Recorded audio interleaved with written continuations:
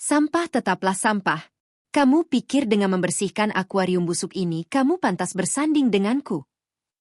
Siska melempar uang receh tepat ke wajah Bagas yang penuh lumpur, lalu meludahinya. Aris tertawa terbahak-bahak sambil menginjak sisa gerobak Bagas. Kamu miskin, bodoh, dan tidak punya harga diri. Tiba-tiba, suara HT berbunyi nyaring.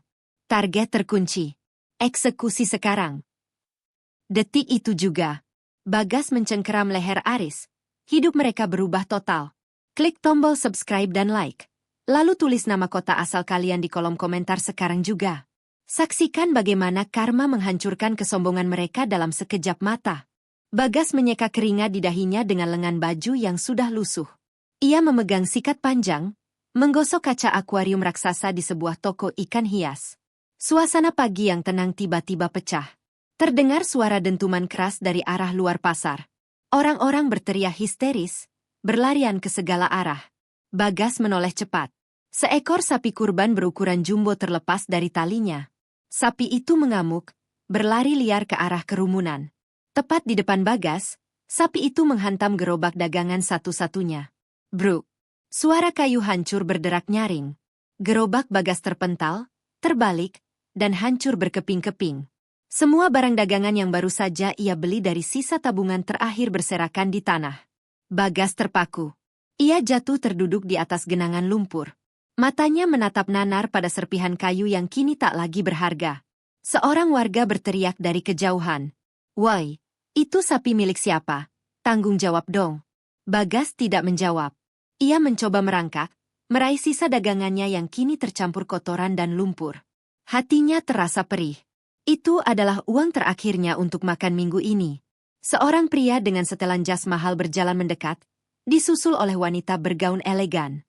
Itu Aris dan Siska.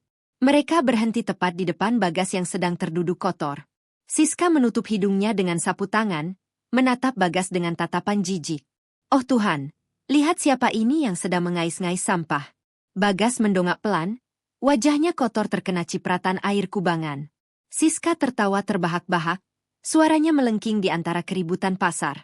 "Kamu benar-benar sudah jadi sampah. Bagas, dulu kamu atlet kebanggaan, sekarang kamu lebih rendah dari pedagang kaki lima."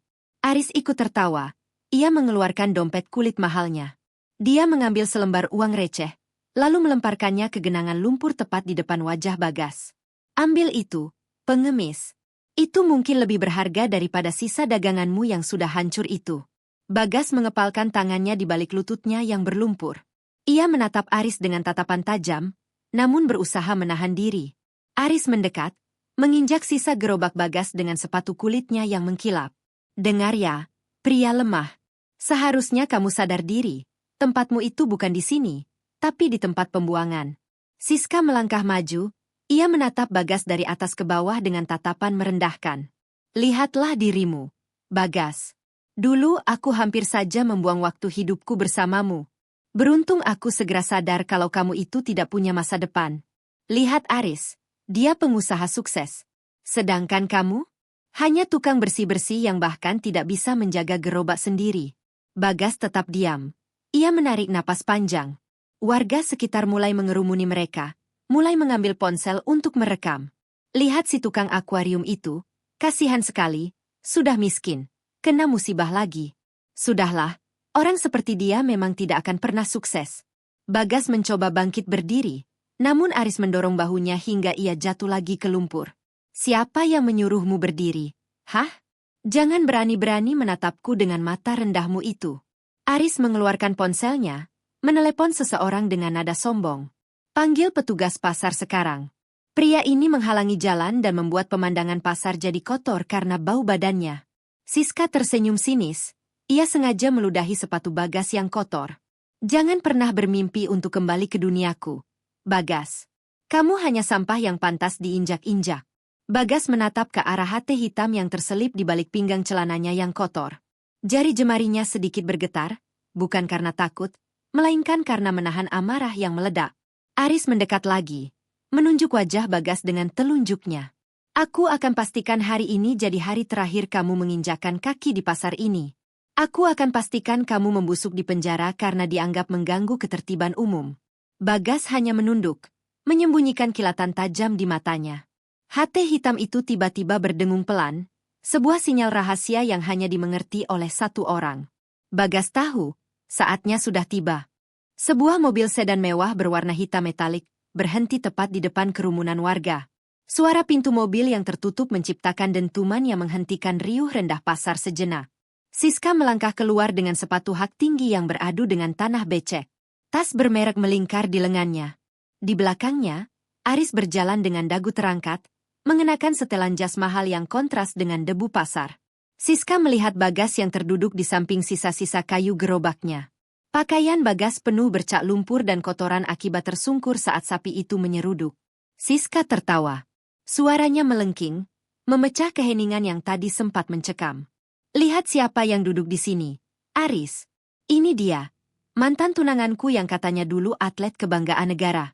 Sekarang, cuma tukang sampah yang bahkan tidak bisa menjaga gerobak bututnya sendiri. Aris ikut tertawa. Ia mendekati Bagas, lalu berhenti tepat di depan wajah pria itu. Aris mengeluarkan dompet kulitnya, mengambil selembar uang receh, dan menjatuhkannya ke dalam genangan air berlumpur di samping tangan Bagas. Ambil itu, Bagas. Mungkin itu cukup untuk beli makan siang yang lebih layak daripada bau amis sampah akuarium yang biasa kamu bersihkan. Siska menyeringai lebar. Ia menatap Bagas dengan tatapan merendahkan, seolah melihat serangga yang menjijikkan. Dulu aku hampir menikah dengan orang ini, Aris. Bayangkan. Untung saja aku sadar lebih cepat. Kalau aku bertahan dengannya, mungkin sekarang aku juga harus berlutut di lumpur seperti ini, memunguti sisa-sisa dagangan yang hancur. Aris menendang sisa papan gerobak Bagas hingga terpental. Dengar ya, Bagas. Hidup itu soal kelas. Kamu di bawah sana, di tempat yang kotor. Dan aku ada di atas, di tempat di mana uang bisa mengatur segalanya. Jangan pernah menatapku lagi dengan mata itu. Matamu yang penuh harga diri itu cuma sampah di mataku. Siska maju selangkah, ia meludahi ujung sepatu Bagas yang sudah kotor karena lumpur. Itu hadiah untuk kegagalanmu hari ini. Jangan pernah bermimpi untuk kembali ke lingkaran sosialku. Kamu sudah tidak layak diinjak, Bagas. Kamu cuma pajangan pasar yang memuakkan. Warga sekitar mulai ikut tertawa. Mereka mengeluarkan ponsel, merekam momen penghinaan itu sambil berbisik-bisik menghina Bagas. Kasihan sekali si Bagas, sudah jatuh tertimpa sapi pula, teriak salah satu warga. Memang orang tidak berguna. Pantesan ditinggal tunangannya, sahut yang lain. Aris memutar tubuhnya, menghadap kerumunan dengan pongah. Dengar semuanya. Siapa saja yang mau menendang gerobak orang ini, saya beri uang 50.000 per orang. Ayo, buat dia sadar posisinya. Bagas tetap diam. Ia masih menunduk. Tangannya yang terkepal erat perlahan mengendur. Di dalam saku celananya, HT hitam itu bergetar sekali lagi. Kali ini lebih keras, lebih menuntut. Bagas menarik napas panjang. Ia berdiri perlahan. Aris yang melihat Bagas berdiri langsung menatapnya dengan tajam. Mau apa kamu? Mau memukulku? Coba saja. Satu sentuhan saja tanganmu ke bajuku. Aku pastikan kamu tidak akan bisa keluar dari pasar ini dengan kaki utuh. Siska terkikik. Sudahlah, Aris. Jangan buang waktu dengan sampah seperti dia. Ayo pergi. Tempat ini bau sekali. Aris tidak mendengar. Ia malah semakin mendekat ke arah Bagas, membusungkan dada dengan penuh rasa percaya diri. Kamu dengar dia? Pergi. Sebelum pengawalku membuat wajahmu benar-benar rata dengan tanah. Bagas mengangkat kepalanya. Pandangannya bukan lagi pandangan pria melarat yang putus asa. Tatapannya dingin, tajam, dan mematikan. Seperti predator yang baru saja bangun dari tidurnya. Bagas merogoh saku jaketnya yang kotor, mengeluarkan HT hitam itu, dan menekan tombolnya tepat di depan wajah Aris. Komandan, target sudah dalam jangkauan.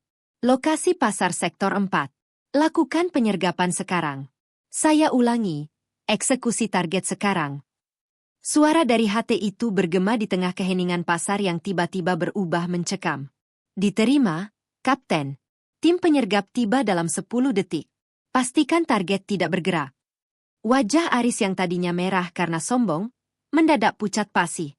Ia mundur selangkah, menatap HT di tangan Bagas dengan mata terbelalak. Apa maksudnya ini? Main-main apa kamu? Hah? Bagas melempar senyum tipis yang sangat dingin.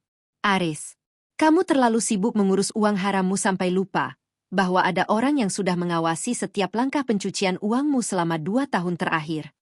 Siska terpaku di tempatnya. Senyumnya lenyap. Ia menatap Bagas dengan mulut sedikit terbuka. Bagas? Maksudnya, apa yang kamu bicarakan? Bagas tidak menjawab Siska. Ia menatap lurus ke arah Aris yang kini mulai gemetar hebat. Kamu bukan cuma pengusaha daging impor, Aris. Kamu adalah otak sindikat internasional yang selama ini kami buru. Dan hari ini, sapi kurban itu bukan nasib sial buatku. Itu adalah jalan takdir yang membawamu langsung ke tanganku. Sirene mobil polisi tiba-tiba meraung keras di luar area pasar. Puluhan petugas bersenjata lengkap berlarian masuk, mengepung area tersebut dalam hitungan detik. Aris berteriak panik. Tidak, ini tidak mungkin. Kalian salah orang. Saya pengusaha legal. Saya punya izin.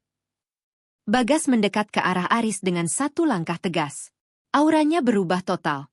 Sosok pria melarat itu lenyap, berganti dengan seorang perwira tinggi yang memegang kendali penuh atas situasi. Izinmu sudah kedaluarsa sejak kamu menginjakan kaki di pasar ini, Aris. Kamu sudah terkepung.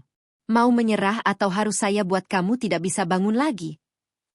Siska mundur dengan kaki gemetar. Ia menatap Aris, lalu menatap Bagas yang kini tampak jauh lebih berwibawa daripada pria manapun yang pernah ia kenal. Bagas, ini pasti salah paham, kan? Kamu cuma tukang bersih akuarium, bukan? Bagas tidak menoleh sedikit pun pada Siska. Ia hanya fokus pada Aris yang kini sudah terkencing-kencing di balik celananya karena ketakutan. Siska, dunia yang kamu banggakan itu palsu. Dan pria yang kamu pilih untuk menggantikanku, dia akan segera membusuk di penjara selamanya. Aris tidak bisa berkata apa-apa. Wajahnya yang tadi merah karena sombong kini berubah pucat pasi, seperti mayat hidup. Ia mencoba melangkah mundur, tapi kakinya gemetar hebat hingga ia tersandung sisa kayu gerobak Bagas yang hancur. Bruk! Aris jatuh terduduk tepat di atas serpihan kayu itu. Lihat itu, Siska. Suara Bagas berat dan dingin, seolah membelah keramaian pasar yang mendadak sunyi senyap. Pria hebat yang kamu banggakan ini bahkan tidak bisa berdiri tegak di atas tanah yang kotor. Siska ternganga. Ia menatap Aris yang kini sedang panik merogoh saku jas mahalnya. Aris, bangun. Jangan diam saja. Kamu punya uang. Usir orang gila ini, teriak Siska histeris. Ia mengguncang bahu Aris, tapi Aris justru menepisnya dengan kasar. Aris menunjuk Bagas dengan jari yang bergetar hebat.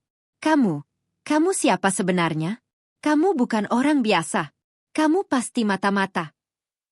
Bagas melangkah maju. 1 langkah, 2 langkah. Setiap langkahnya membuat kerumunan warga mundur ketakutan. Aku bukan siapa-siapa, Aris. Aku cuma orang yang gerobaknya kamu hancurkan dengan sapi kurban itu. Tapi sayangnya, sapi itu bukan satu-satunya hal yang akan membuatmu hancur hari ini. Aris mendengus sinis meski keringat dingin membasahi dahinya. Kamu pikir kamu siapa bisa mengancamku? Kamu cuma tukang bersih akuarium. Warga di sini semua saksinya. Kamu menghalangi jalanku. Kamu sudah mengganggu kenyamananku di pasar rakyat yang bau ini. Aris berdiri dengan susah payah. Ia menatap warga sekitar dengan mata melotot. Kalian lihat kan? Orang ini gila. Dia merusak hari saya. Penjara. Ya, kamu harus masuk penjara. Aku punya koneksi di kepolisian. Aku bisa membuatmu membusuk di sel dalam hitungan menit. Siska ikut berteriak, suaranya melengking tinggi, berusaha menutupi rasa takut yang mulai merambat di dadanya. Dengar itu, Bagas. Kamu dengar? Aris punya kuasa. Kamu mau apa? Kamu mau memukulnya? Coba saja. Biar polisi menyeretmu ke balik jeruji besi sekarang juga. Siska melangkah maju. Dengan angkuh, ia mendekati Bagas. Plak. Siska meludah tepat di atas sepatu Bagas yang penuh lumpur. Itu hadiah untuk keberanianmu yang bodoh. Siska tertawa meremehkan. Lihat dirimu. Pakaian kotor, bau. Dan sekarang kamu harus menghadapi orang yang jauh di atas levelmu. Kamu itu sampah, Bagas. Sampah yang tidak akan pernah punya tempat di hidupku. Kerumunan warga mulai menyoraki Bagas. Usir saja orang itu. Dia cari masalah sama orang kaya. Cari mati namanya. Sudah kotor, sok jagoan lagi. Bagas diam. Ia tidak bergerak. Ia membiarkan ludah itu menempel di sepatunya. Matanya yang tajam menatap Aris, lalu beralih ke Siska. Terima kasih, Siska, gumam Bagas datar. Untuk apa? Tantang Siska. Karena sudah memastikan bahwa tidak ada lagi rasa kasihan yang tersisa di hatiku untukmu. Aris yang merasa di atas angin, tertawa terbahak-bahak. Ia memberi isyarat pada dua pengawal berbadan besar di belakangnya. Habisi dia, perintah Aris dingin. Patahkan tangannya. Pastikan dia tidak bisa lagi memegang kain pel atau pembersih akuarium itu. Hancurkan dia di depan semua orang agar jadi pelajaran bagi siapa saja yang berani menatapku dengan sinis. Kedua pengawal itu maju. Otot-otot mereka menonjol dari balik kemeja ketat.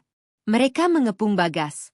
Siska menutup mulutnya dengan tangan, tampak menikmati tontonan penyiksaan yang akan segera terjadi. Lakukan sekarang, teriak Aris. Pengawal pertama melayangkan pukulan keras ke wajah Bagas. Bagas tidak menghindar dengan panik. Ia hanya memiringkan kepalanya dengan gerakan yang sangat presisi, hampir tak terlihat oleh mata telanjang. Bug!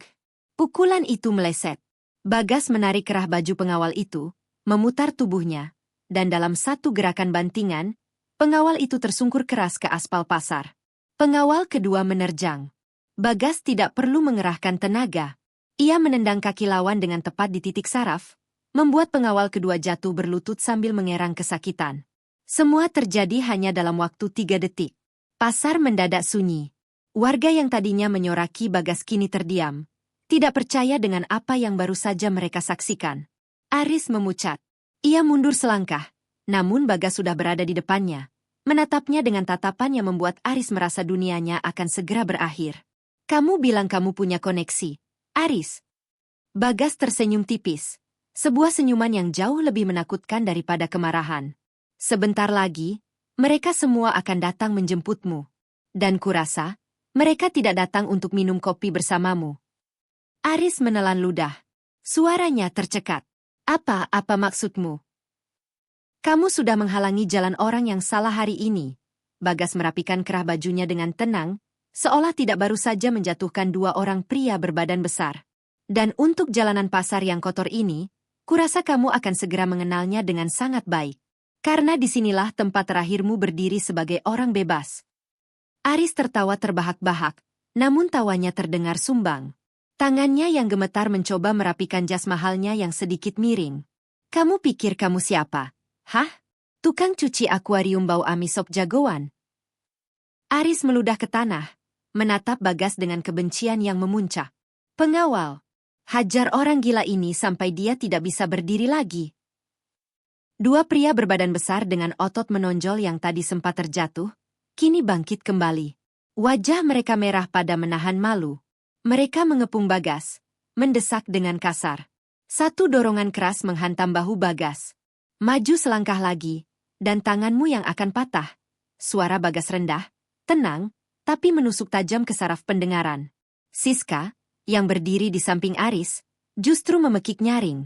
Sudah Aris, hancurkan saja dia. Buat dia babak belur supaya dia tahu tempatnya di mana. Dia cuma sampah yang tidak tahu diri. Warga pasar mulai mengerumuni mereka. Kamera ponsel diacungkan ke segala arah. Lihat tuh si Bagas, masih saja songong padahal sudah jatuh miskin, bisik seorang warga. Hajar saja, Aris, biar dia tahu rasa.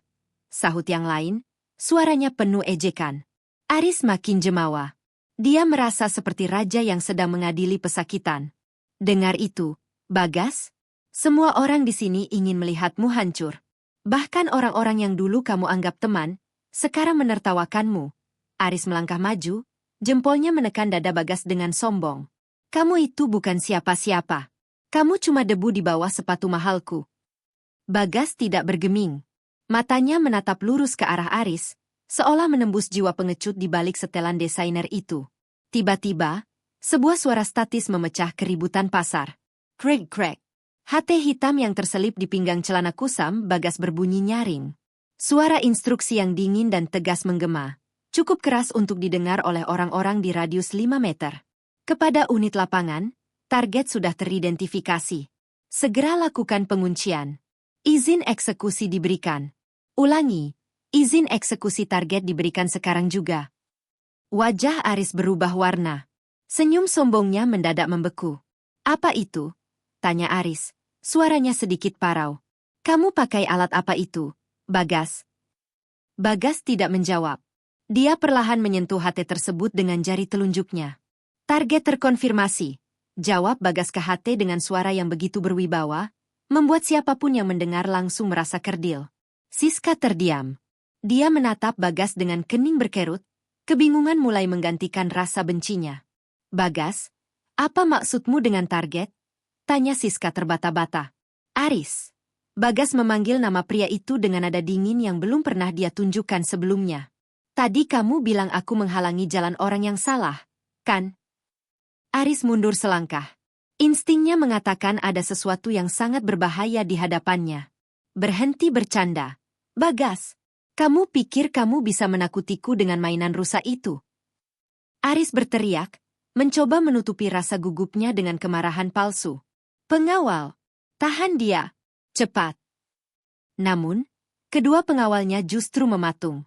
Mereka melihat tatapan mata Bagas yang berubah, bukan lagi tatapan seorang tukang bersih akuarium yang putus asa, melainkan tatapan seorang predator yang sedang menunggu mangsanya masuk ke dalam perangkap. Aku tidak sedang bercanda, Aris. Bagas melangkah maju satu kali. Aris refleks mundur hingga punggungnya membentur gerobak dagangan yang sudah hancur. Kamu adalah buronan nomor 1 dalam kasus pencucian uang lintas negara yang sudah kami intai selama 2 tahun. Suara Bagas menggema, membuat suasana pasar yang tadinya riuh mendadak sunyi senyap. Tidak ada lagi suara sorakan. Tidak ada lagi ejekan. Hanya suara napas terengah-engah dari Aris yang mulai ketakutan. Kamu agen. Siska menutup mulutnya dengan kedua tangan, matanya terbelalak lebar. Bagas, itu tidak mungkin. Kamu memang tidak pernah mengenalku, Siska.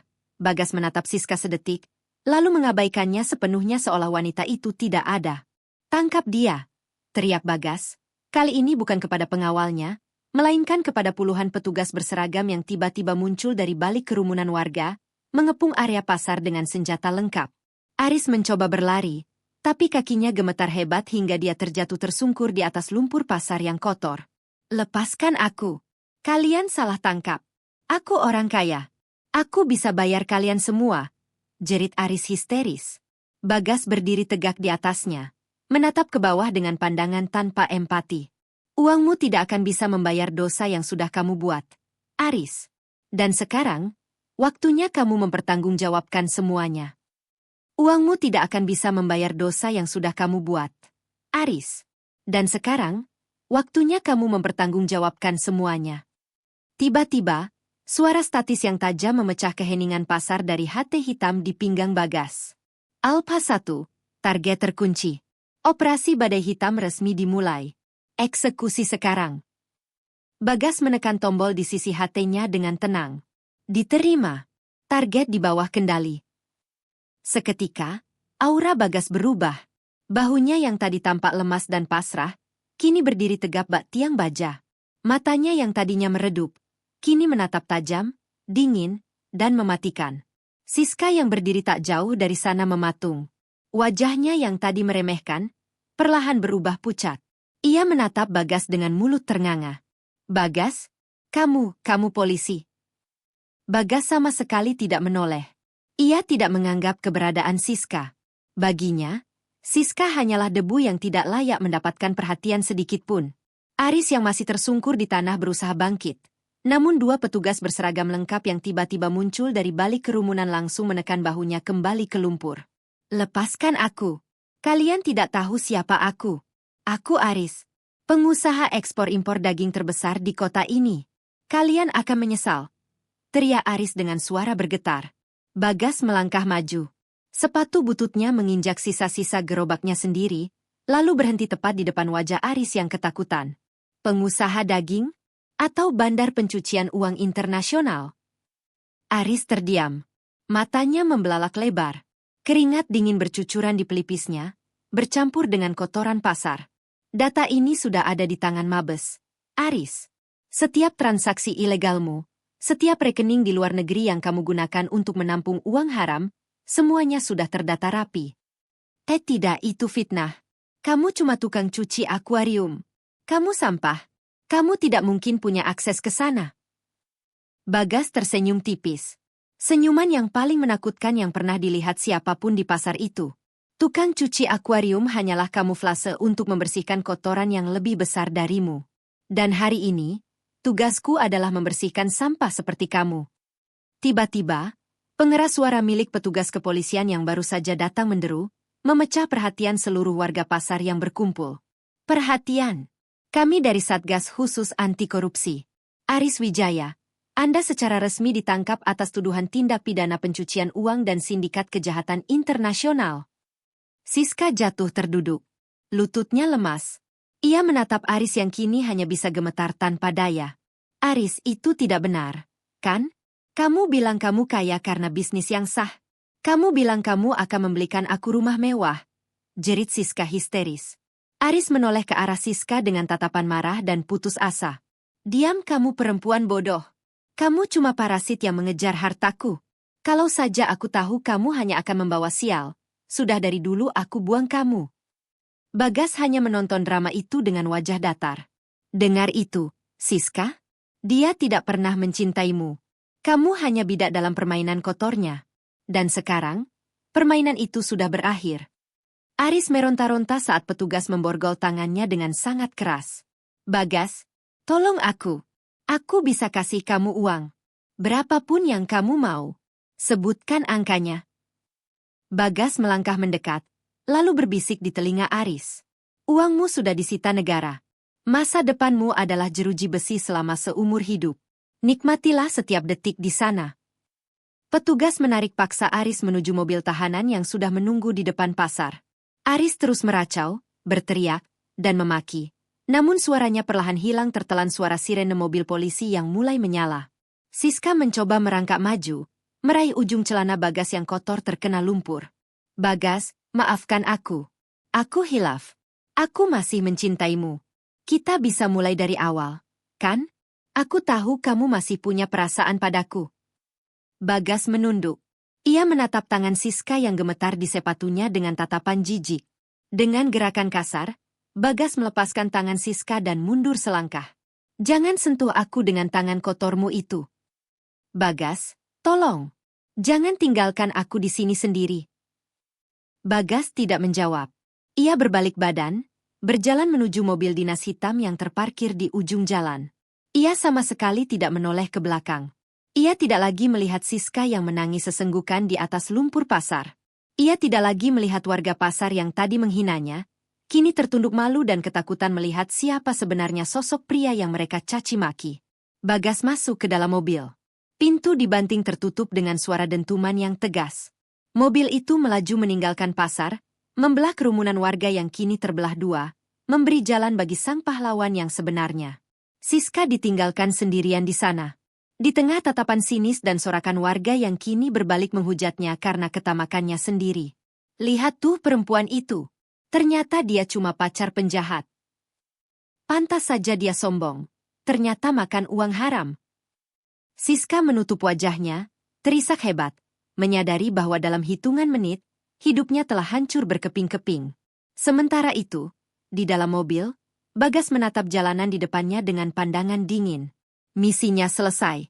Masa lalunya telah ia bakar habis di tempat ini. Tidak ada lagi Siska. Tidak ada lagi kemiskinan. Yang ada hanyalah lembaran baru, dan target selanjutnya yang menunggu untuk dibersihkan. Dua pengawal bertubuh gempal milik Aris tidak terima melihat bos mereka dipermalukan. Dengan wajah merah padam, mereka menggeram seperti anjing gila yang baru dilepas dari kandang. Berani-beraninya kau. Habisi dia sekarang juga. Teriak Aris sambil menunjuk Bagas dengan tangan gemetar. Dua pria berotot itu langsung menerjang. Satu melayangkan bogem mentah tepat ke arah wajah Bagas. Satu lagi mencoba mengunci leher Bagas dari belakang dengan teknik bantingan yang kasar. Suasana pasar mendadak hening. Warga menahan napas. Siska menutup mulutnya dengan kedua tangan, matanya terbelalak tak percaya. Namun, di mata Bagas, gerakan mereka lambat seperti siput yang sedang merayap. Bagas tidak bergeming sedikit pun di detik pertama. Saat kepalan tangan pengawal itu hanya berjarak beberapa sentimeter dari hidungnya, tubuh Bagas meliuk dengan kelincahan yang mustahil dipercaya. Bagas merunduk, memutar tumitnya, dan melakukan sapuan kaki yang sangat presisi. Duar. Pengawal pertama terjatuh menghantam tanah dengan suara keras. Belum sempat pengawal kedua menarik napas, Bagas sudah memutar tubuhnya. Bagas menangkap lengan pengawal itu, menekuknya ke arah berlawanan, lalu memberikan satu tendangan telak ke arah ulu hati. Pengawal itu tersungkur, memuntahkan isi perutnya, dan langsung pingsan di atas aspal yang kotor. Hanya butuh 3 detik. Tepat 3 detik. Bagas berdiri tegak kembali.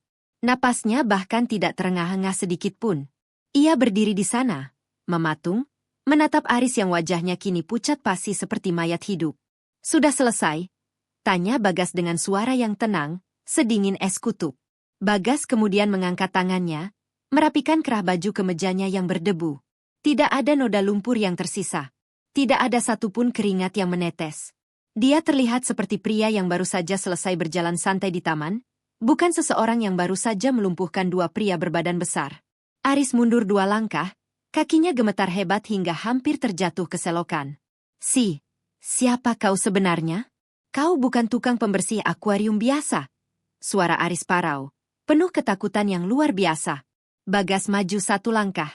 Hanya 1 langkah, namun Aris merasa seperti berhadapan dengan tembok raksasa yang siap menghancurkannya.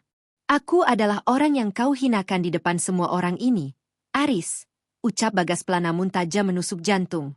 Kau pikir uang bisa membeli segalanya? Kau pikir dengan melempar receh kau bisa merendahkan martabat seseorang? Bagas mencengkeram kerah baju mahal milik Aris. Cengkeramannya kuat, seolah-olah ia sedang memegang leher seekor mangsa yang sudah tidak punya jalan keluar. Lihat sekelilingmu, Aris. Ini adalah tempat kau dihancurkan. Aris berusaha melepaskan diri, tapi cengkeraman Bagas tidak bergeming. Lepaskan aku. Kau tidak tahu siapa aku. Aku bisa membayar orang untuk membunuhmu.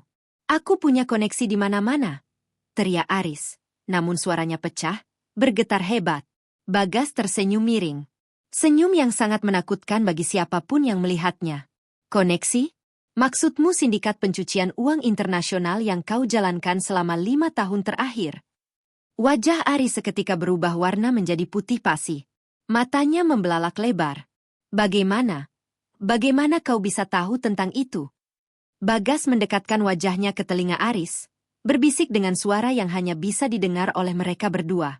Setiap aliran uangmu, setiap dokumen palsu yang kau tanda tangani, setiap transaksi ilegal yang kau lakukan di balik bisnis daging impor itu, semuanya sudah tercatat di markas besar kami. Bagas melepaskan cengkeramannya dengan kasar, membuat Aris tersungkur ke tanah. Kau bukan cuma pengecut, Aris. Kau adalah sampah yang akan segera membusuk di sel sempit. Bagas menoleh ke arah petugas kepolisian yang sudah bersiaga di sekeliling area pasar. Amankan dia. Periksa jasnya. Ada harddisk enkripsi di saku bagian dalam. Itu adalah bukti kunci yang akan menjamin dia tidak akan pernah melihat matahari di luar penjara seumur hidupnya. Petugas kepolisian segera menyerbu maju. Aris meronta, mencoba bangkit, tapi 2 petugas langsung memborgol tangannya dengan sangat kuat. Tidak, ini jebakan. Siska, katakan pada mereka kalau aku tidak bersalah, teriak Aris histeris. Siska yang berdiri tak jauh dari sana hanya bisa mematung. Kakinya lemas. Dia menatap Bagas dengan tatapan kosong, penuh penyesalan yang terlambat. Bagas tidak menoleh sedikit pun ke arah Siska. Bagi Bagas, Siska sudah bukan siapa-siapa lagi. Siska hanyalah debu yang tertiup angin. Bawa dia pergi dari pandanganku sekarang juga. Perintah Bagas kepada petugas dengan nada dingin. Aris diseret paksa melewati kerumunan warga. Warga yang tadi sempat menertawakan Bagas kini berbalik mencemooh Aris. Banyak yang mulai sadar bahwa pria yang mereka hina tadi sebenarnya adalah pahlawan yang sedang melakukan tugas negara yang sangat berbahaya. Bagas menarik napas panjang, menatap langit pasar yang sedikit mendung. Ia tidak butuh sorak-sorai mereka. Dia hanya ingin menyelesaikan pekerjaannya dengan sempurna. Bagas mengeluarkan HT dari pinggangnya, menekan tombol komunikasi, dan berbicara dengan suara yang penuh wibawa. Target diamankan. Bukti kunci sudah di tangan pihak berwenang. Operasi pembersihan selesai. Saya izin untuk kembali ke markas. Bagas memasukkan kembali HT itu ke sarungnya. Ia membalikkan badan, berjalan melewati sisa-sisa gerobaknya yang hancur, tanpa sekalipun melirik ke arah mantan tunangannya yang kini berdiri gemetar di antara puing-puing nasibnya sendiri. Masa lalu sudah benar-benar mati hari ini. Langkah kaki Bagas terdengar berat dan tegas di atas aspal pasar yang becek. Tiap detakan sepatunya seolah menghitung sisa waktu hidup Aris di luar jeruji besi. Bagas tidak menoleh. Dia terus berjalan hingga tepat di depan Aris yang masih tersungkur kaku karena syok. Tangan Bagas bergerak cepat seperti kilat. Dia mencengkeram kerah baju mahal Aris, mengangkatnya hingga pria itu jinjit dan napasnya tersengal. Wajah Aris pucat pasi. Matanya melotot menatap mata Bagas yang sedingin es. Kau pikir uang bisa menutupi semuanya, Aris? Bagas mendekatkan wajahnya, berbisik tepat di telinga pria yang dulu menertawakannya itu. Rekening Cayman Island milikmu, transaksi ilegal daging impor yang kau campur dengan bahan terlarang. Semua data itu sudah ada di meja Kapolres 5 menit yang lalu. Aris gemetar hebat. Mulutnya terbuka. Mencoba membela diri tapi hanya suara parau yang keluar. Tunggu. Bagas, kita bisa bicara. Aku punya banyak uang. Aku bisa beli gerobakmu 10 kali lipat. 100 kali lipat. Jangan lakukan ini. Bagas tertawa sinis. Tawanya bukan tawa bahagia, tapi tawa seorang predator yang sedang menikmati mangsanya yang meronta. Uangmu? Uangmu sudah disita negara. Kau bukan lagi pengusaha sukses. Aris, kau hanyalah sampah yang akan membusuk di sel tahanan. Bagas melepaskan cengkeramannya dengan kasar, membuat Aris jatuh tersungkur kembali ke tanah. Dia menoleh ke arah petugas kepolisian yang sudah bersiap di sampingnya. Geledah saku jasnya sekarang. Dua petugas segera maju. Mereka menarik paksa jas Aris, lalu merogoh kantong bagian dalamnya. Selembar dokumen segel merah ditarik keluar. Petugas itu membacanya dengan lantang di depan kerumunan warga yang mulai merangsek maju. Dokumen bukti transaksi sindikat internasional atas nama Aris. Tersangka terbukti terlibat pencucian uang skala besar. Sorak-sorai meledak di pasar itu. Warga yang tadi menertawakan Bagas, kini berbalik menghujat Aris. Penipu! Dasar bajingan! Bakar saja dia, Pak Polisi. Aris menutup wajahnya dengan kedua tangan, mencoba menghindari tatapan orang-orang yang dulu menjilatnya. Dia menoleh ke arah Siska, berharap kekasihnya itu akan membelanya. Siska, katakan sesuatu. Bilang sama mereka kalau ini fitnah. Siska hanya berdiri mematung. Tubuhnya bergetar hebat. Wajahnya yang tadinya dipoles make-up mahal, kini terlihat pucat pasi seperti mayat. Dia menatap Bagas, lalu menatap Aris. Dunia Siska runtuh dalam sekejap. Bagas tidak memedulikan tatapan Siska sama sekali.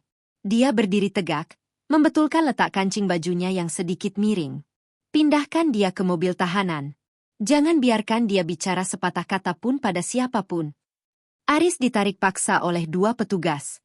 Dia meronta. Kakinya terseret di tanah pasar yang kotor. Lepaskan aku. Aku orang kaya. Kalian tidak tahu siapa aku. Bagas menatap Aris untuk terakhir kalinya. Tatapan itu adalah tatapan penuh kemenangan mutlak. Aku tahu siapa kau, Aris. Kau adalah penjahat yang sudah kuburu selama 3 tahun. Dan hari ini, perburuan itu berakhir. Aris didorong masuk ke dalam mobil polisi dengan suara pintu yang dibanting keras. Brak! Suara itu terdengar seperti lonceng kematian bagi kejayaan Aris. Warga bersorak semakin keras. Beberapa dari mereka mencoba mendekati Bagas untuk sekadar bersalaman, namun Bagas tetap berjalan lurus. Dia tidak butuh pujian. Dia hanya butuh keadilan yang sudah dia jalankan. Siska melangkah maju, mencoba menghalangi jalan Bagas. Tangannya terulur, gemetar hebat di udara. Bagas, tunggu, ini semua salah paham, kan? Kamu masih Bagas yang dulu, kan? Tolong aku. Bagas berhenti. Dia menunduk melihat tangan Siska yang mencoba menyentuh lengannya. Dengan satu gerakan halus, dia menepis tangan itu seolah ada kotoran yang menjijikkan di sana. Jangan sentuh aku dengan tangan yang sudah kau pakai untuk menerima uang haramnya. Siska tertegun. Kata-kata itu menghujam jantungnya lebih dalam dari pisau manapun. Bagas, aku menyesal. Kita bisa mulai lagi dari awal. Bagas menatap Siska dengan tatapan kosong, tanpa rasa benci, tanpa rasa cinta. Hanya ada kehampaan. Mulai lagi. Bagas tersenyum tipis. Sebuah senyuman yang paling menakutkan yang pernah dilihat Siska. Bagimu, aku adalah sampah saat aku jatuh. Bagiku, kau hanyalah bagian dari masa lalu yang sudah lama kukubur dalam-dalam. Bagas berbalik pergi, memunggungi Siska yang kini menangis terseduh-seduh di tengah kerumunan orang yang menunjuk-nunjuk dirinya. Dia tidak berbalik lagi. Tidak ada ruang untuk penyesalan di hidupnya. Tugas sudah selesai. Dan dia, sang kapten, sudah kembali menjadi dirinya yang utuh.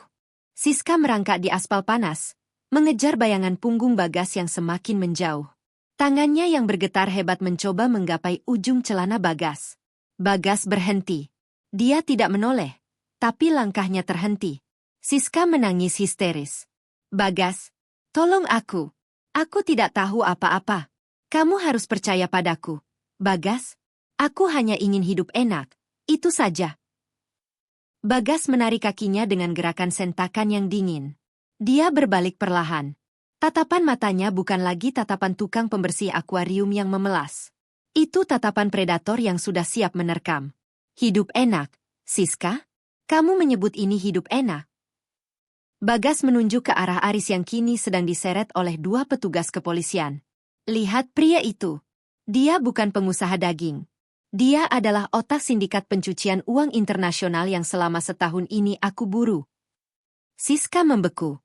Wajahnya yang tadinya penuh dengan riasan mahal kini luntur oleh air mata dan debu jalanan. Tidak mungkin. Dia bilang dia mencintaiku. Dia membelikanku rumah, perhiasan, semuanya. Bagas tertawa sinis. Suara tawanya terdengar tajam, membelah kerumunan warga yang mendadak sunyi. Dia membelikanmu kemewahan itu dengan darah orang-orang yang dia tipu. Dan asal kamu tahu, Siska, kalau saja aku tidak menangkapnya hari ini, dia sudah merencanakan untuk melenyapkanmu malam ini juga. Siska tersentak. Apa maksudmu? Melenyapkanku? Dia punya catatan di ponselnya. Kamu hanyalah alat pencuci uang yang dia pakai untuk menyimpan aset atas namamu. Begitu penyelidikan kepolisian mendekat, dia akan membuatmu tertangkap dan menjadi tameng hukumnya. Kamu akan membusuk di penjara, sementara dia kabur ke luar negeri. Aris yang mendengar itu berteriak dari kejauhan. Suaranya parau karena panik. Bagas, jangan dengarkan dia. Siska, diam kamu. Jangan katakan apapun pada agen sialan itu. Polisi membentak Aris dan menekan kepalanya ke bawah. Diam. Kamu sudah tidak punya hak bicara. Siska menatap Aris dengan mata melotot. Dia baru sadar. Dia baru sadar bahwa pria yang dia banggakan di depan Bagas tadi adalah monster yang siap memangsa dirinya. Siska kembali menatap Bagas dengan tatapan memohon yang menyedihkan. Bagas, tolong, aku masih punya kamu, kan? Kita pernah saling mencintai. Tolong lepaskan aku dari semua ini. Aku bisa berubah. Bagas. Bagas melangkah mendekat. Dia menunduk, menatap wajah Siska dari jarak yang sangat dekat. Bagas tersenyum tipis, sebuah senyum yang tidak sampai ke matanya. Siska, kamu membuang emas demi tumpukan sampah yang berkilau. Sekarang, nikmati bau sampah itu sampai ke dalam paru-parumu. Bagas menegakkan tubuhnya. Dia menatap petugas kepolisian yang berdiri di dekatnya. Bawa wanita ini untuk dimintai keterangan. Periksa semua rekeningnya. Pastikan tidak ada satu sen pun uang haram yang tertinggal. Petugas mengangguk tegas. Siap, Kapten. Siska menjerit saat petugas mendekat. Tidak, Bagas, jangan lakukan ini padaku. Aku mantan tunanganmu. Ingat itu. Bagas tidak membalas.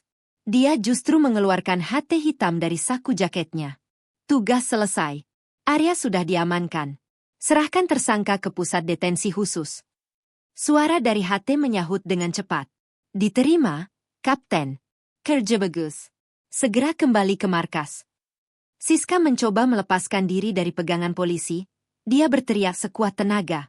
Bagas, kamu akan menyesal. Kamu akan sendirian selamanya. Bagas berhenti sejenak. Dia tidak menoleh, tapi suaranya terdengar dingin dan datar. Sendirian dengan kehormatan jauh lebih baik daripada hidup bergelimang harta di samping seorang penjahat. Bagas berjalan menuju mobil dinas hitam yang terparkir di ujung jalan.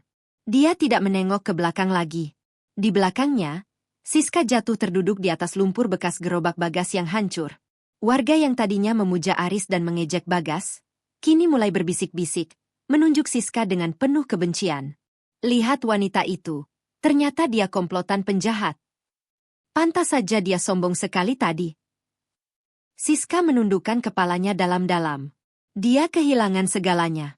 Harta, kekasih, dan pria baik yang pernah dia sia-siakan. Bagas masuk ke dalam mobil. Mesin menderu, memecah keheningan pasar. Mobil itu melaju kencang, meninggalkan debu yang menutupi wajah Siska yang kini menangis tanpa suara. Tidak ada lagi Bagas yang melarat. Tidak ada lagi Bagas yang bisa dihina. Hanya ada kapten yang dingin, yang baru saja menutup satu babak dari misinya dengan sempurna. Siska hanya bisa menatap ban mobil yang semakin mengecil di kejauhan. Dia tahu, saat mobil itu hilang dari pandangan, hidupnya pun sudah tamat. Aris mencoba memberontak. Kakinya terseret di atas aspal kasar pasar yang tadi sempat ia injak dengan sepatu mahalnya. Dua petugas kepolisian mencengkeram lengan Aris dengan sangat kuat. Aris berteriak kencang, suaranya parau, menutupi suara keramaian pasar yang kini hening mencekam. Lepaskan saya. Kalian tidak tahu siapa saya. Saya punya kenalan pejabat tinggi. Lepaskan. Bagas berdiri tak jauh dari sana. Dia tidak menoleh sedikit pun. Dia hanya membetulkan posisi sarung tangan taktisnya sambil menatap lurus ke arah mobil tahanan yang pintunya sudah terbuka lebar. Siska terhuyung. Wajahnya pucat pasi, seperti mayat hidup. Tangannya gemetar hebat saat menyentuh sisa-sisa kayu gerobak Bagas yang hancur. Aris, tolong katakan ini bohong. Katakan ini hanya lelucon. Aris. Siska berteriak memanggil pria itu. Namun Aris bahkan tidak sanggup menoleh. Wajah Aris yang tadi penuh kesombongan kini dipenuhi keringat dingin dan ketakutan yang luar biasa. Siska, jangan dekati mereka. Hubungi pengacaraku. Hubungi sekarang juga. Bagas melangkah mendekati mobil tahanan. Dia berhenti tepat di depan Aris yang sedang dipaksa masuk ke dalam mobil. Pengacaramu tidak akan sanggup menembus berkas yang sudah saya kirim ke Mabes. Aris. Aris menatap Bagas dengan mata melotot. Kau cuma tukang akuarium sampah. Bagaimana mungkin kau? Bagaimana mungkin kau memiliki akses ini? Bagas mendekatkan wajahnya ke telinga Aris. Bukan aku yang sampah. Aris. Kamu adalah predator yang berpura-pura menjadi pengusaha. Dan predator selalu punya tempat di balik jeruji besi. Bagas memberi isyarat dengan kepalanya. Petugas langsung menghempaskan tubuh Aris ke dalam mobil tahanan. Bruk! Pintu mobil ditutup dengan dentuman keras yang menggetarkan udara. Petugas lain mulai bergerak cepat. Mereka membongkar tas kerja Aris yang tertinggal di atas meja pasar. Dokumen-dokumen pencucian uang, buku catatan hitam, dan kartu-kartu akses rahasia dikeluarkan satu persatu di depan mata warga. Lihat ini. Semua aset ini disita negara, teriak salah satu petugas. Siska jatuh terduduk. Dia melihat tumpukan uang dan dokumen itu dengan tatapan kosong. Itu uang haram, Siska. Suara Bagas terdengar dingin, tajam seperti silet. Siska mendongak, matanya berkaca-kaca menatap pria yang dulu dia campakkan. Bagas, tolong. Aku tidak tahu apa-apa soal ini. Aku hanya ingin hidup mewah. Aku hanya ingin. Kamu ingin kemewahan. Bagas memotong kalimat Siska dengan nada datar. Kamu mencampakkanku karena aku miskin. Kamu memilih pria ini karena dia punya segalanya. Sekarang lihatlah, Siska. Segalanya itu adalah hasil darah dan keringat orang lain yang dia curi. Siska mencoba merangkak maju, ingin memegang ujung sepatu Bagas. Bagas, maafkan aku. Kita bisa mulai lagi. Aku masih mencintaimu. Bagas mundur satu langkah. Dia menatap Siska bukan dengan amarah, tapi dengan rasa jijik yang sangat dalam. Mencintaiku? Kamu bahkan tidak mencintai dirimu sendiri. Kamu hanya mencintai label harga yang menempel pada seseorang. Bagas berbalik badan. Dia tidak memberikan kesempatan lagi bagi Siska untuk bicara. Petugas kepolisian lain mulai memasang garis polisi di area pasar. Satu persatu aset yang dibawa Aris, perhiasan mahal di tas Siska, ponsel mewah, bahkan kunci mobil sport yang terparkir, semuanya disita. Siska hanya bisa memeluk tubuhnya sendiri di tengah pasar. Dia melihat sekeliling. Warga yang dulu mengagumi tas mahalnya, kini menunjuk-nunjuknya dengan tatapan merendah. Dasar wanita matre. Dia pasti tahu kalau uang itu haram. Cantik tapi otak tidak dipakai, cuma mau enaknya saja. Suara-suara cemoohan itu menghujani Siska. Dia menutup telinganya dengan kedua tangan. Bagas masuk ke dalam mobil dinas taktis yang sudah menunggu. Dia sama sekali tidak menoleh ke arah Siska yang kini menangis histeris di atas tanah berdebu. Mobil itu menyalakan sirine. Wiu wiu. Bagas menatap ke depan, ke arah jalanan yang panjang. Dia tidak memikirkan masa lalu. Dia tidak memikirkan rasa sakit yang pernah Siska berikan.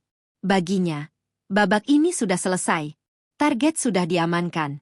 Keadilan sudah ditegakkan. Mobil dinas itu melaju pelan, membelah kerumunan warga yang kini memberikan jalan dengan rasa hormat. Siska ditinggalkan sendirian. Di antara puing-puing gerobak yang hancur, di antara tatapan kebencian warga, dan di tengah kehancuran hidup yang dia bangun di atas kebohongan. Dia kehilangan segalanya. Bukan karena nasib buruk, tapi karena pilihannya sendiri. Dan di kejauhan, Bagas hanya menarik napas panjang. Tugasnya masih banyak. Satu penjahat tertangkap, ribuan lainnya masih bersembunyi di luar sana. Dan Bagas, sang kapten, baru saja memulai babak baru dalam perburuannya. Siska menatap nanar punggung pria yang dulu pernah ia rendahkan. Langkahnya tertatih. Ia mencoba mengejar. Bagas, tunggu, Bagas. Suaranya parau, pecah oleh isak tangis yang tertahan di tenggorokan. Tangan Siska terjulur, mencoba meraih ujung jaket Bagas yang melangkah lebar menuju mobil dinas taktis hitam yang terparkir di pinggir jalan. Namun Bagas tidak menoleh. Bahkan tidak sedikit pun. Pintu mobil terbuka dengan suara dentuman logam yang tegas. Bagas, tolong aku. Kamu tahu aku tidak tahu apa-apa soal bisnis Aris. Tolong, Bagas. Bagas berhenti sejenak. Siska merasa ada harapan. Ia berhenti melangkah. Napasnya tersengal karena panik. Siska, satu-satunya hal yang membuatmu terlihat menyedihkan saat ini bukanlah karena kamu kehilangan pria kaya itu. Bagas tidak berbalik. Suaranya rendah, datar, dan dingin seperti es. Tapi karena kamu berpikir bahwa setelah semua penghinaan yang kamu berikan, aku masih pria yang bisa kamu manfaatkan untuk menyelamatkan egomu. Bagas, kita punya sejarah. Kita pernah saling mencintai. Bagas akhirnya menoleh sedikit. Matanya tajam, menatap Siska bukan sebagai mantan tunangan, tapi sebagai debu yang tak sengaja menempel di sepatunya. Sejarah itu habis saat kamu meludahi harga diriku di atas lumpur pasar tadi. Sekarang, berdirilah di sana. Nikmati sisa harimu dengan label sebagai pacar seorang buronan korupsi. Tidak, jangan tinggalkan aku di sini. Orang-orang melihatku.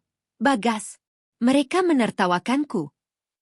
Siska berteriak histeris saat melihat kerumunan warga pasar mulai berbisik-bisik, menunjuk-nunjuk wajahnya. Bagas masuk ke dalam mobil.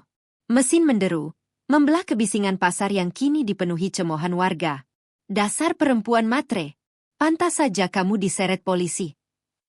Dulu saja sombongnya minta ampun sekarang menangis seperti orang gila. Rasakan itu, Siska. Kamu kan yang bilang Bagas sampah? Sekarang siapa yang jadi sampah? Siska terduduk lemas di aspal yang panas. Ia mencoba bangkit, namun kakinya gemetar. Ia melihat sekeliling. Tak ada lagi Aris yang membukakan pintu mobil. Tak ada lagi tas bermerek yang bisa ia pamerkan. Tak ada lagi pria yang mau menatapnya dengan tatapan memuja. Hanya ada tatapan menghakimi dari orang-orang yang tadi sempat ia injak harga dirinya. Kembali ke sini. Bagas, jangan pergi.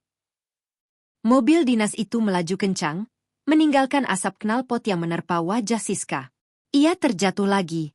Kali ini tersungkur benar-benar ke dalam genangan air sisa gerobak Bagas yang hancur. Lumpur itu kini menempel di gaun mahalnya. Warna putih gaunnya berubah menjadi coklat kotor. Siska menangis sejadi-jadinya. Ia melihat ke arah jalan raya, tempat mobil Bagas perlahan menghilang di balik tikungan. Ia menyadari satu hal yang paling menyakitkan. Aku bukan kehilangan harta, Bagas.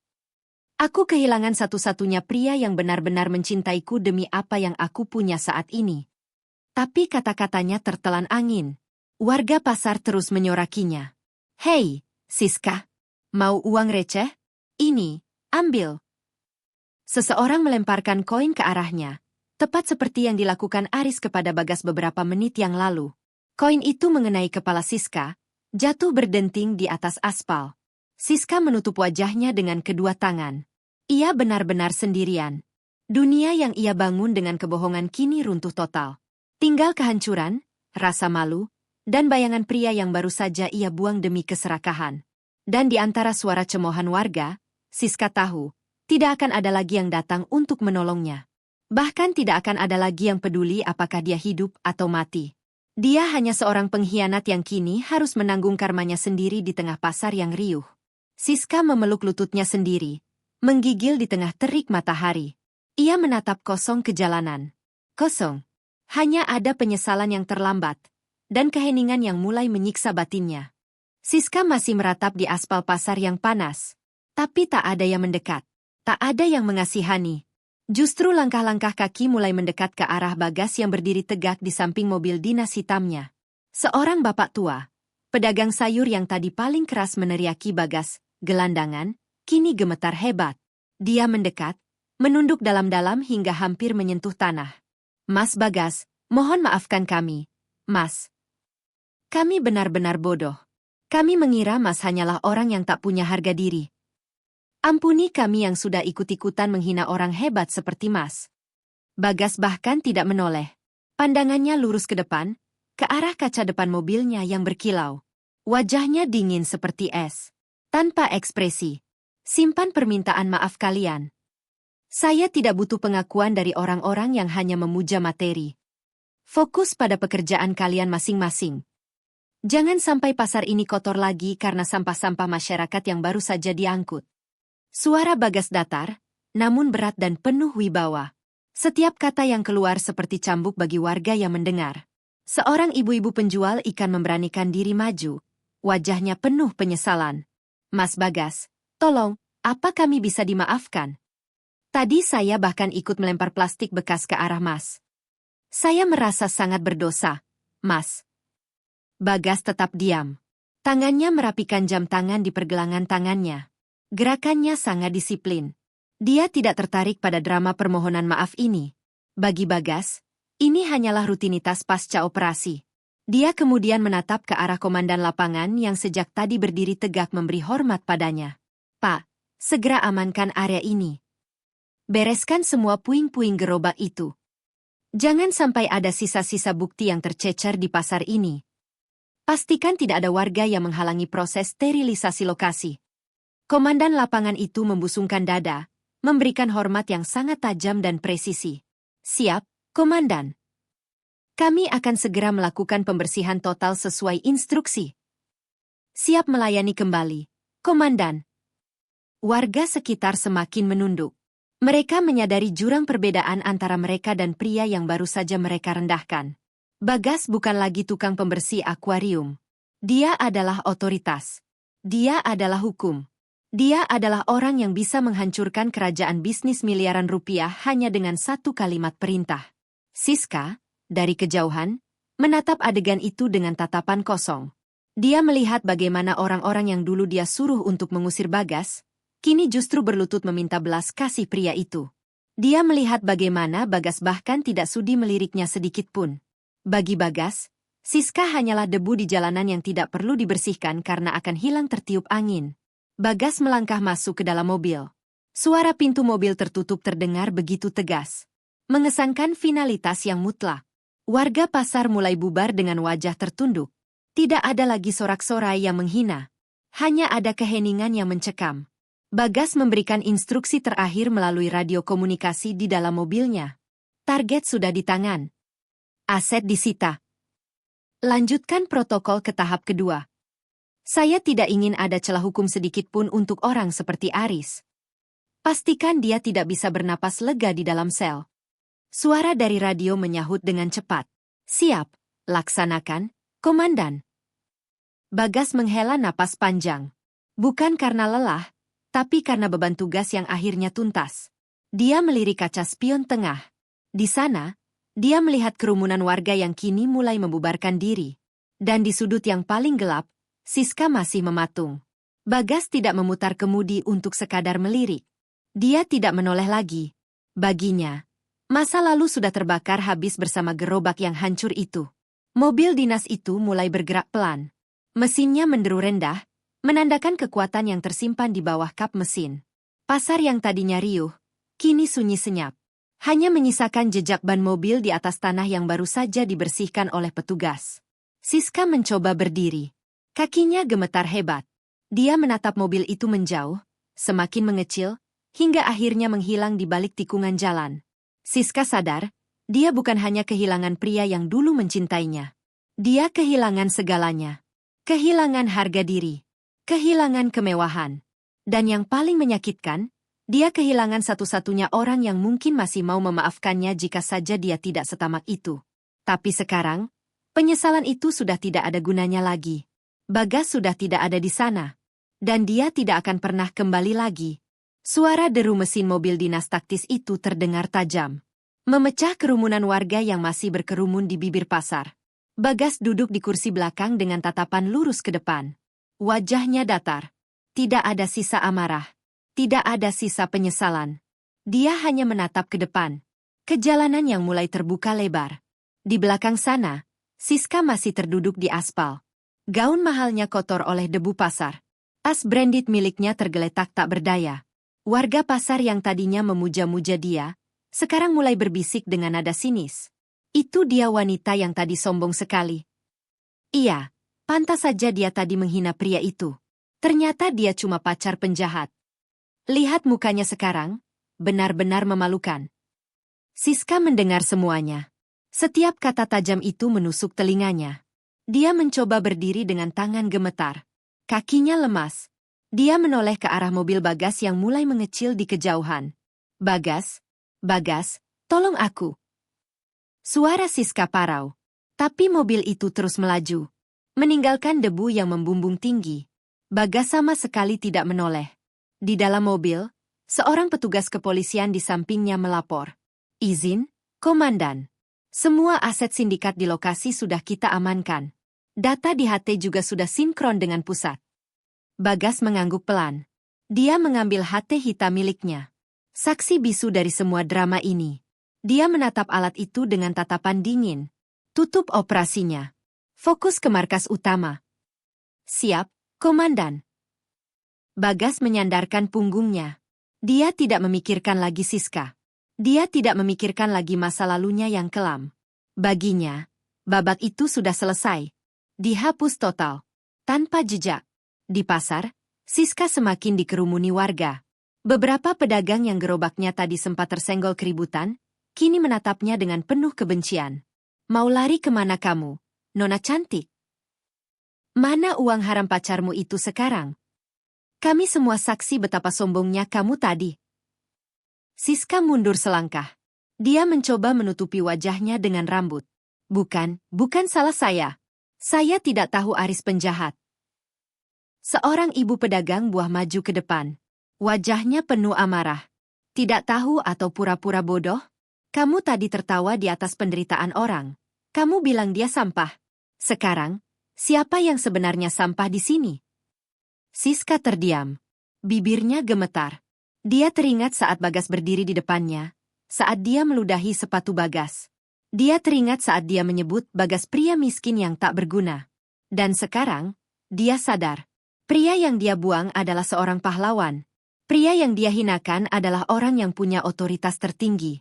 Dan dia hanyalah wanita yang terjebak dalam keserakahan. Pergi kamu dari sini. Pasar ini tidak sudi menerima orang seperti kamu. Sorakan warga semakin keras. Siska dipaksa berdiri oleh dorongan massa. Dia tidak punya uang. Kartu kreditnya sudah diblokir polisi karena terkait aset Aris. Dia tidak punya tujuan. Teman-temannya? Mereka semua sudah menghapus kontak Siska begitu berita penangkapan Aris tersebar di grup WhatsApp. Dia benar-benar sendiri. Di tengah pasar yang bising. Di bawah terik matahari yang menyengat kulitnya. Siska mencoba berjalan tertatih-tatih meninggalkan pasar. Setiap langkahnya terasa berat. Dia menoleh sekali lagi ke arah jalan raya. Mobil Bagas sudah hilang. Lenyap. Seolah Bagas tidak pernah ada di hidupnya. Dan memang benar. Bagas sudah menghapus Siska dari masa depannya. Bagas tidak memikirkan dendam. Bagas tidak memikirkan rasa sakit hatinya. Dia hanya memikirkan satu hal. Bahwa tugasnya sudah tuntas dengan sempurna. Keadilan sudah tegak. Dan dia kembali menjadi sosok yang tak tersentuh.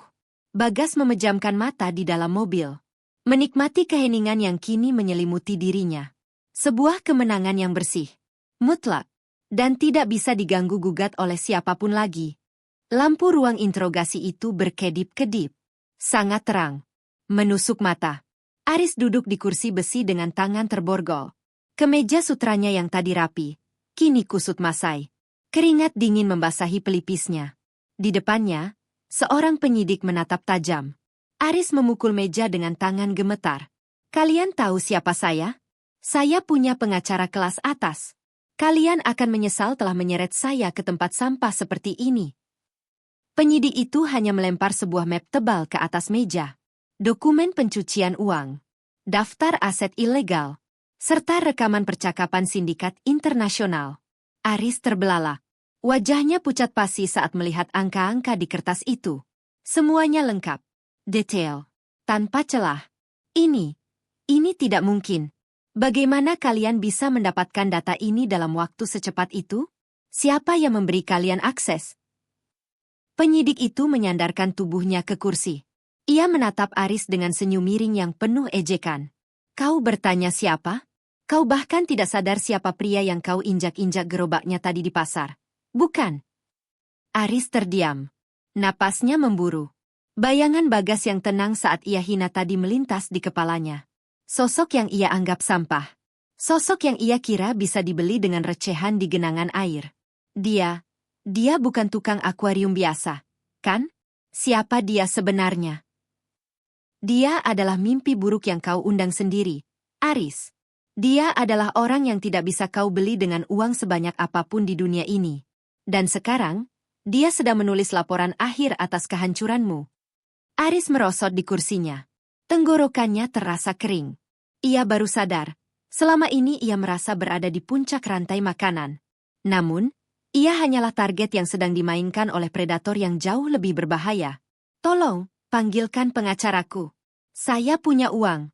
Saya bisa bayar kalian berapapun. Beritahu dia, saya minta maaf. Saya akan berikan semua aset saya, asal saya tidak membusuk di sini. Penyidik itu berdiri, menutup map dengan bunyi dentuman keras. Simpan uangmu untuk membeli makan di dalam penjara. Bagas tidak butuh uangmu. Dia butuh melihatmu hancur sampai ke akar-akarnya. Aris berteriak histeris. Ia mencoba berdiri, namun rantai borgolnya beradu dengan kaki kursi. Bunyi besi yang nyaring memenuhi ruangan. Bagas, keluar kau. Hadapi aku secara jantan. Jangan bersembunyi di balik seragam petugas. Tak ada jawaban. Hanya kesunyian yang mencekam. Aris menunduk. Ia melihat pantulan dirinya di meja besi yang mengilap. Hancur, kotor, dan sepenuhnya tidak berdaya. Ia menyadari satu hal yang paling menyakitkan. Bahwa hidupnya yang mewah hanyalah fata morgana. Dan kini, di ruangan sempit ini, realita menghantamnya dengan telak. Hidupku tamat. Semua sudah berakhir. Dia memenangkannya tanpa perlu memukulku sedikitpun. Aris menangis sesenggukan.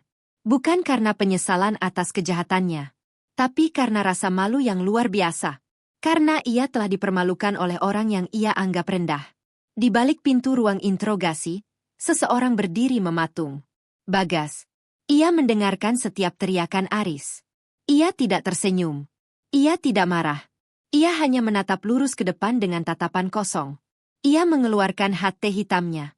Menekan tombol transmisi dengan mantap. Target sudah sepenuhnya hancur secara mental. Lanjutkan proses hukum maksimal. Jangan beri celah sedikit pun untuk banding. Bagas mematikan HT itu. Ia berbalik dan berjalan menjauh dari ruang interogasi. Langkahnya tegap. Tidak ada beban lagi di pundaknya. Ia melewati lorong kantor polisi. Petugas-petugas lain menunduk hormat saat ia lewat. Tapi Bagas tidak memedulikannya. Ia tidak mencari pujian.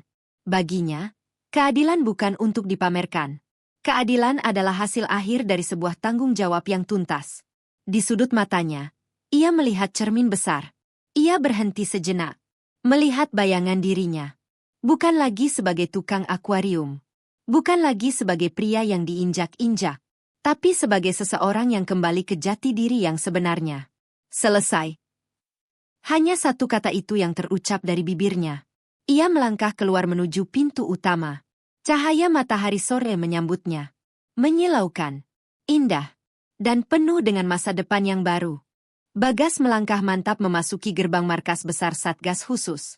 Sepatu botnya beradu dengan lantai marmer, menciptakan suara dentuman yang teratur. Dingin, tegas, tanpa keraguan. Di ujung koridor, komandan sudah menunggunya. Sebuah kotak bludru hitam terbuka di atas meja kayu ek. Di dalamnya, medali kehormatan berkilau tertimpa lampu ruangan. Kerja bagus, Kapten, ujar komandan dengan nada rendah yang penuh wibawa. Bagas tidak tersenyum. Ia hanya mengangguk pelan.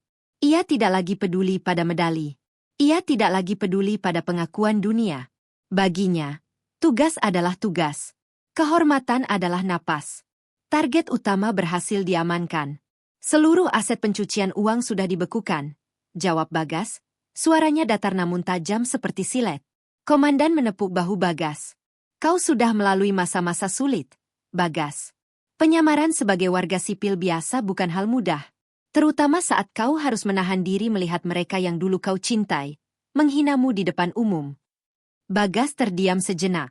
Pikirannya melayang pada momen di pasar tadi. Pada lumpur yang menodai bajunya. Pada tawa Siska yang melengking menghina. Ia mengeluarkan dompet kulitnya. Di sana, terselip sebuah foto lama. Foto dirinya dan Siska di masa kuliah. Saat itu, mereka tampak bahagia. Namun, kini foto itu terasa seperti lembaran sampah sejarah yang tak lagi memiliki arti. Bagas berjalan menuju tempat pembakaran dokumen di sudut ruangan. Ia menatap wajah Siska di foto itu untuk terakhir kalinya. Kamu membuat pilihanmu, Siska, bisik Bagas pelan, hampir tak terdengar. Kamu memilih emas yang ternyata karat, dan membuang berlian yang kamu kira kerikil. Ia menjatuhkan foto itu ke dalam kobaran api. Kertas itu melengkung, terbakar, dan perlahan menjadi abu. Bagas berbalik. Ia tidak menoleh lagi. Izin pergi, Komandan, ucapnya singkat. Tunggu, Bagas. Apa kau tidak menyesal? Maksudku, setelah semua yang terjadi pada hidup pribadimu. Bagas berhenti di ambang pintu. Ia menoleh sedikit, memberikan tatapan yang membuat siapapun yang melihatnya akan gemetar. Penyesalan adalah kemewahan bagi orang lemah, Komandan. Saya tidak punya waktu untuk itu. Hidup saya sudah berubah. Masa lalu saya sudah hangus bersama abu itu. Ia melangkah keluar dari ruangan itu. Di luar, mobil dinas taktis hitam sudah menunggu. Mesinnya menderu rendah, seolah tidak sabar untuk membawa Bagas menuju misi berikutnya. Bagas membuka pintu mobil. Ia memegang kemudi dengan tangan yang kokoh. Tidak ada lagi air mata. Tidak ada lagi penghinaan. Hanya keadilan yang tersisa. Ia menyalakan mesin. Mobil itu melesat meninggalkan markas, membelah hiruk-pikuk kota yang mulai gelap. Bagas menatap ke depan. Lampu-lampu kota yang berkelap-kelip tampak seperti ribuan mata yang menatapnya. Namun, ia tidak lagi merasa terintimidasi. Dulu, ia adalah tukang akuarium yang diinjak-injak harga dirinya.